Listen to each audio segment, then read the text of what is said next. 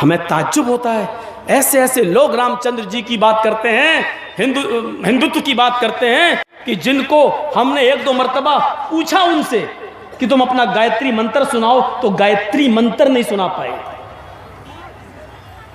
मैंने उनसे पूछा कि गायत्री मंत्र क्या है, तो उन्होंने सुनाया, ओम भूर्भुवः स्वः तत्सवितुर्वरेण्यं भर्गो देवस्य धीमहि धियो यो न प्रचोदयात्।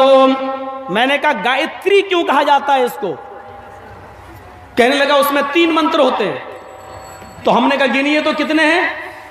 ओम भूर्भुवः स्वः तत्सवितुर्वरेण्यं भर्गो 2, देवस्य धीमहि 3, धियो यो न प्रचोदयात्। हमने कहा ये तो 4 हो गए, नहीं बता पाया। और ये सबसे बड़ा वो था जो हिंदुत्व की बात कर रहा था।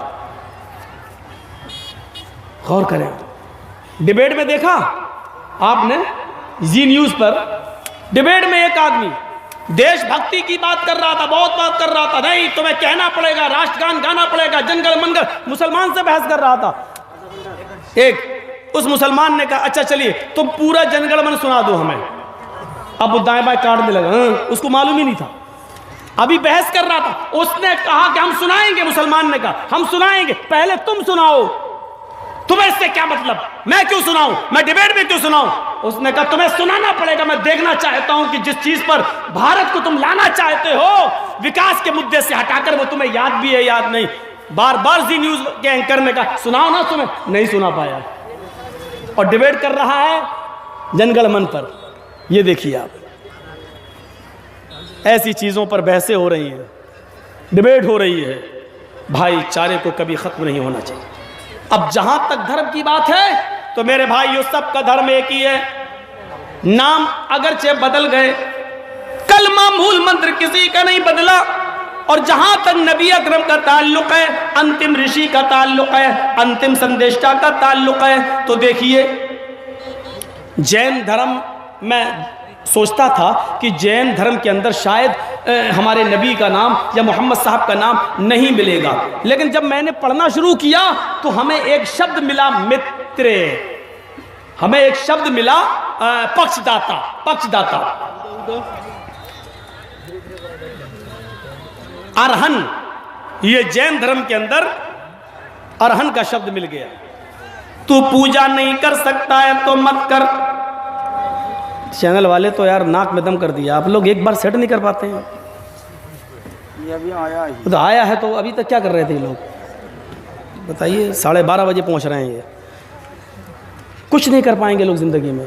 जिसको वक्त की पाबंदी नहीं वो जिंदगी में कभी कुछ नहीं कर पाएगा। कहीं से भी आ रहे हो, वक्त बहुत अहम होता है।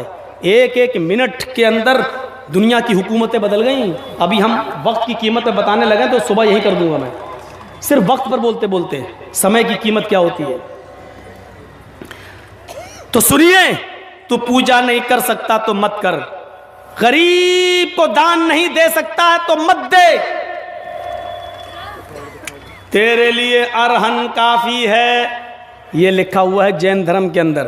अरहन किसको कहते हैं? अब उठाइए एक किताब, डिक्शनरी, डिक्शनरी का नाम है नालंद विशाल शब्द सागर। ये किताब आपको कहाँ मिलेगी? गीता प्रेस गोरखपुर के अंदर, वहीं की छपी हुई किताब है, गीता प्रेस गोरखपुर। किताब का नाम नालंद विशाल शब्द सागर। इस किताब के अंदर ए और आर यानी अर आ और रा की लिस्ट में जब आप जाएंगे, इसमें लगा दो ना यार, वहां खड़े होकर बात कर रहे हैं, सबको डिस्टर्ब कर रहे हैं। साला मैं भूल गया मैं क्या बोल रहा था।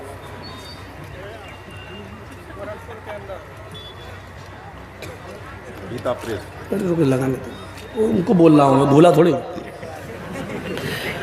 तो आ और रा में आप जाइए, अरहन, उस गीता प्रेस गोरखपुर से छपी हुई किताब के अंदर अरहन देखेंगे, नालंद विशाल शब्द सागर।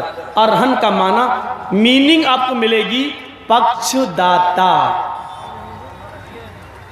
सिफारिश करने वाला, शिफात करने वाला। अब बताइए, पूजा ना करना पाप है?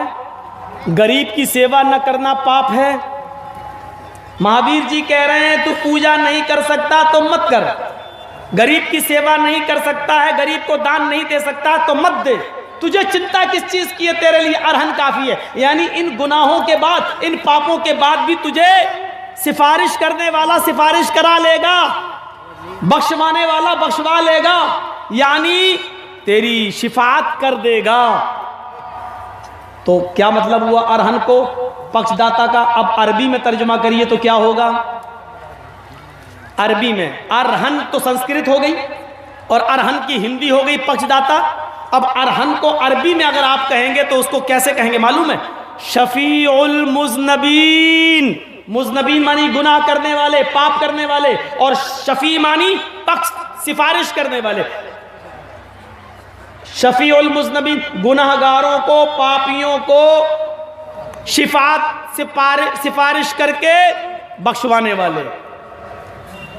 अल्लाह के नबी क़यामत के दिन इन पापियों को जो जहन्नम के किनारे खड़े होंगे, अल्लाह के दरबार में कहेंगे, अल्लाह हुक्म देगा इरफा रासक, ऐ मोहम्मद अपना सर उठाओ, सल मांगो तो उतर दिया जाएगा। वशफी तुशफ़ा, जिसके बारे में तुम सिफारिश करोगे आपकी शिफात कबूल की जाएगी। तब अल्लाह के रसूल कुछ लोगों को, जितनों को अल्लाह चाहेगा उनको बख्श देगा और जन्नत के अंदर भेज देगा। देखिए अरहन शफीउल मुज़नबीन, यानी ये नाम वेदों में, जैन शास्त्र में जो आया है वो हदीस में शफीउल मुज़नबीन आया है।